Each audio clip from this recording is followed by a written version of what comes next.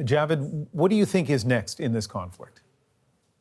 So, Ian, nice to be with you. And based on what we've seen over the past 24 hours, it appears that, at least with respect to the Israel-Hezbollah conflict, that we will most likely or almost certainly see the third phase of the Israeli campaign, and that's a ground campaign. Now, how far these ground operations go or how far they push into southern Lebanon, not clear. But the last time Israel and Hezbollah fought a ground war in the summer of 2006, it was kind of a stalemate over a 34-day period. So both sides have learned lessons from that time. But with a battered and bruised Hezbollah right now, I do suspect that we will see a ground campaign, at least to this aspect of the conflict.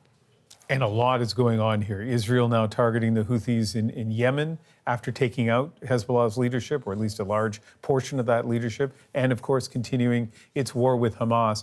What impact will all of this have? So it now appears, even beyond this multiple aspects of the campaign against Hezbollah, is that there's still a lot of unfinished business between Israel and Hamas and the Gaza Strip. Israel's military objectives, for the most part, have not all been met. And yet, as of today, there are a persistent pattern of strikes against Houthi targets in Yemen. And so, by all accounts, it looks like Israel is taking on a significant portion of the Iranian-backed axis of resistance, with those three organizations all part of it.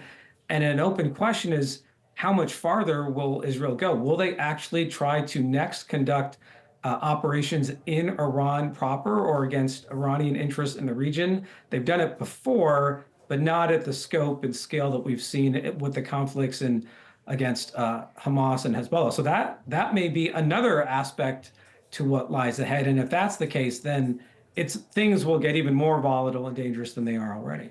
Knowing what you know about that area and the politics there, how likely is it, because it feels like it would be a big escalation, how likely is it that Israel would actually attack Iran directly?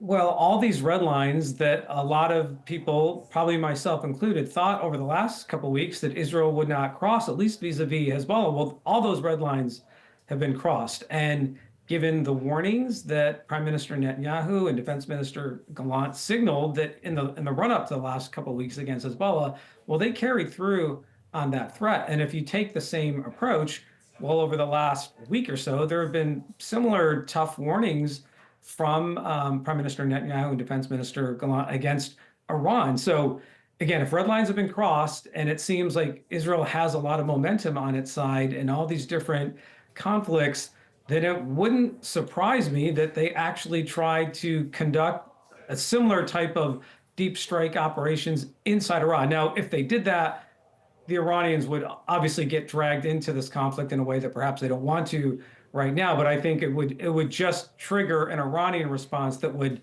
dwarf the one that we saw in April, if your viewers remember, where Iran launched a combination of about 300 ballistic missiles, drones, cruise missiles against Israel that were mostly intercepted. But I think if, again, we see this next evolution of operations into Iran, the Iranians will also try to hit back very hard. There's so many fears, around the world of this turning into a much bigger conflict, a war. How do you feel about that possibility? Well, I think it already has become that, unfortunately, Ian. Again, we've got now two wars, one against Hezbollah that is just starting. It's not ending. The one against Hamas that is definitely not over after a year. And now potentially multiple fronts, Yemen, perhaps Iran, targets in Iraq or Syria. So I only think we're at the beginning of this conflict in this latest iteration, and it likely is probably only going to get more intense in the coming days and weeks. Javed Ali, always nice to speak with you. Thanks. All right. Thank you, Ian.